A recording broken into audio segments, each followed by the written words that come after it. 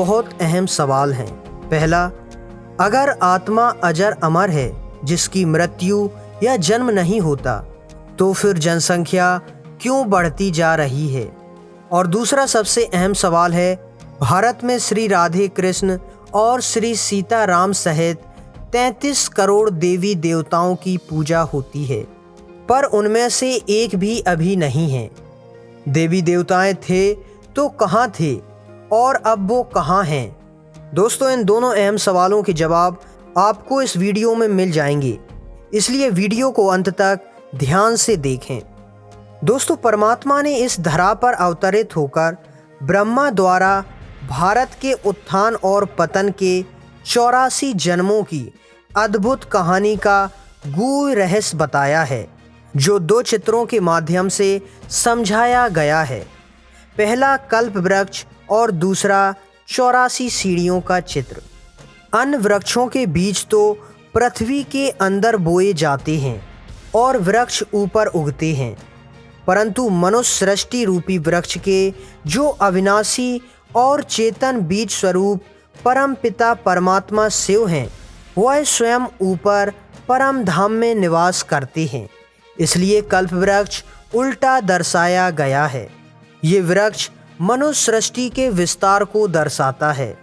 कलयुग के अंत में पुरुषोत्तम संगम युग पर परमात्मा सतयुग का बीजारोपण करते हैं।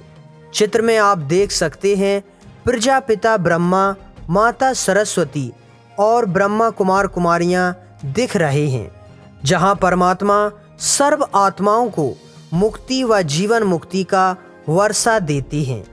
विनाश के पश्चात सभी आत्माएं अपने पिता परमात्मा के साथ अपने घर परमधाम चली जाती हैं। फिर सतयुग की शुरुआत होती है, जहां 9 लाख आत्माएं आती हैं। ये वही आत्माएं नंबरवार आती हैं जो अभी वर्तमान समय ईश्वर की शिक्षाओं से पावन बन सतयुग के लिए तैयार हो जाती हैं। फिर धीरे धीरे समय के साथ साथ आत्माएं ऊपर से नीचे उतरती रहती हैं। दोस्तों, जो आत्माएं नीचे उतरती आती हैं, फिर वो वापस कलयुग के अंत में ही जाती हैं, जब परमात्मा स्वयं लेने आते हैं। तब तक वह आत्माएं यहीं शरीर छोड़ फिर नया शरीर ले अपना पाठ बजाती रहती हैं। इसीलिए जनसंख्या बढ़ती जाती है। फिर अलग अलग धर्म, मठ, पंथ आदि की स्थापना होने लगती है, जो वृक्ष में टाल टालियों और पत्तियों के रूप में दर्शाया गया है। और फिर धीरे धीरे अंत तक संपूर्ण कल्प वृक्ष तैयार हो जाता है, माना सभी आत्माएं नीचे उतर आती हैं। इसके पश्चात कल्प वृक्ष का प्राकृतिक आपदाओं, अंतर्राष्ट्रीय युद्ध और ग्रह युद्धों द्वारा विनाश हो जाता है। दोस्तों, इसी को विस्तार से भारत के उत्थान और पतन के इस 84 जन्मों की सीढ़ी के चित्र में दर्शाया गया है। परमात्मा ने बताया है कि मनुष्य आत्मा 84 जन्म लेती है। वह अपने कर्मों का फल मनुष्य योनि लेकर ही भोगती है, तभी उसकी अनुभूति कर पाती है। जैसे कोई जानवरों की तरह बोझा ढो रहा है, तो कोई बचपन से ही करोड़ों का मालिक है। ये सब कर्मों के आधार पर आत्मा का जन्म मनुष्य योनि में ही होता है, किसी अन्य योनि में नहीं। यही 84 जन्मों की सीढ़ी यहाँ दर्शाई गई है, जहाँ परमात्मा बताते हैं कैसे एक एक जन्म आत्मा सीढ़ी उतरती आती है और पावन से पतित बन जाती है। दोस्तों, कहा जाता है, विनाश काले विपरीत बुद्धि विनश्यन्ति और प्रीत बुद्धि विजयन्ति।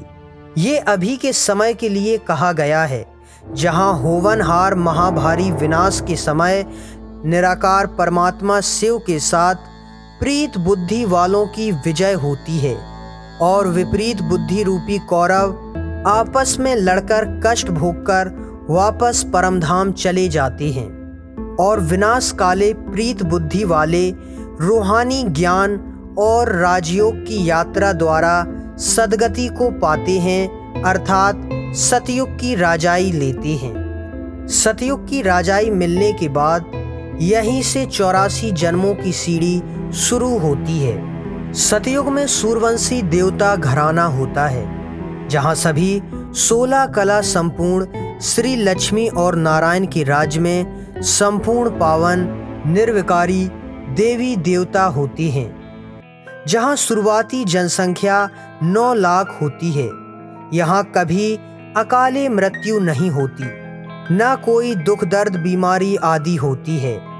आत्मा सतो प्रधान होने के कारण शरीर भी सतो प्रधान, निरोगी और बहुत सुंदर सुंदर होते हैं। यहाँ प्रकृति भी अपनी सतो प्रधान अवस्था में होती है। यहाँ सर्दी गर्मी अलग अलग ऋतुएं न होकर सदा एक सा मौसम होता है।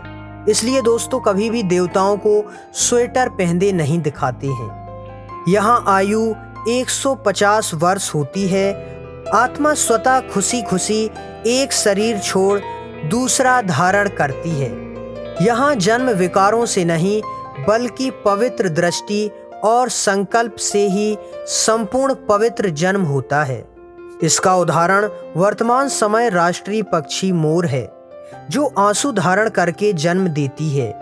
इसलिए श्री कृष्ण के सर पर मोर का पंख दिखाते हैं, जो पवित्रता का प्रतीक है। सतयुग में आत्मा 8 जन्म लेती है, यानी 8 सीढ़ियां उतरती है, जो 1250 वर्ष चलता है।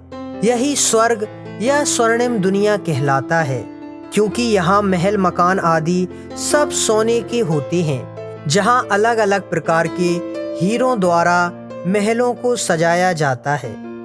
अब 8 सीढ़ी उतरने के बाद त्रेता युग आरंभ होता है, जहाँ आत्मा की 2 कला कम होकर 14 कला हो जाती हैं। यहाँ चंद्रवंशी क्षत्रिय घराना होता है और श्री राम और सीता के राज्य में सभी सुखी संपन्न रहते हैं। यहाँ भी आत्मा अपनी सतो प्रधान अवस्था में होती है।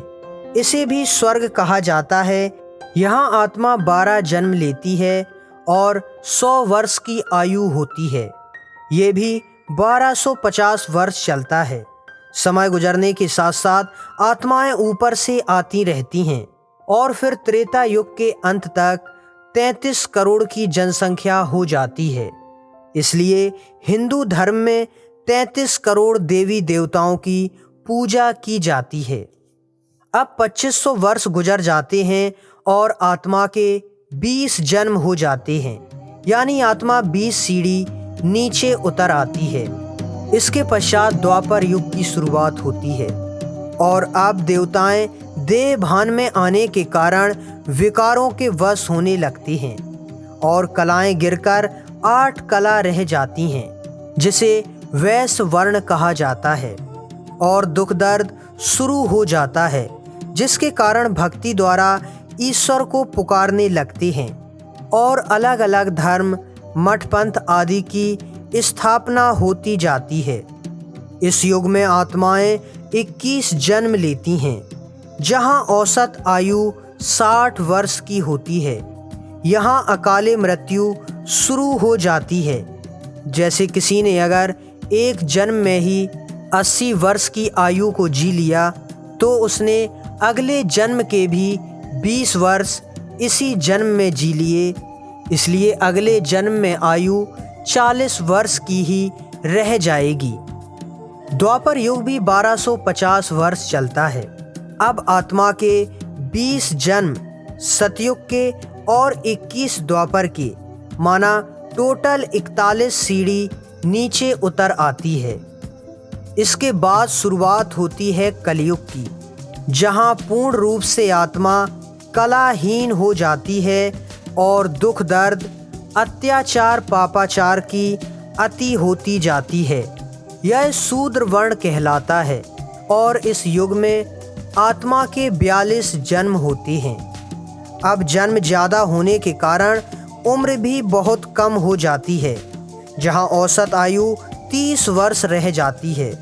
इसलिए कोई 80 वर्ष की उम्र में मरता है तो कोई 8 वर्ष की, तो किसी जन्म में तो उम्र घटकर 2-4 महीने ही रह जाती है। अब आत्मा पूर्ण रूप से अपने को भूल जाती है।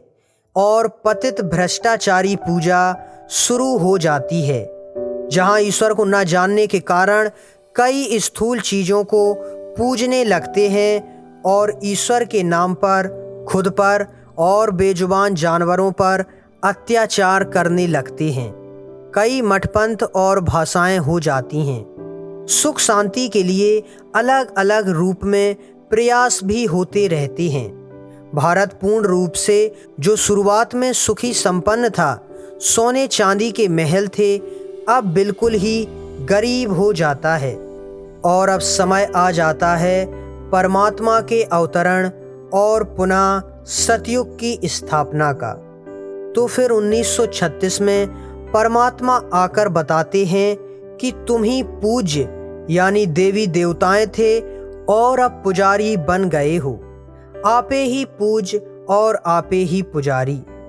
एक तरफ परमात्मा इस धरा पर आकर ज्ञान देना शुरू करते हैं और दूसरी तरफ साइंस के द्वारा धरती के विनाश की सामग्री तैयार होती जाती है, बॉम्ब्स, मिसाइल, बारूद आदि।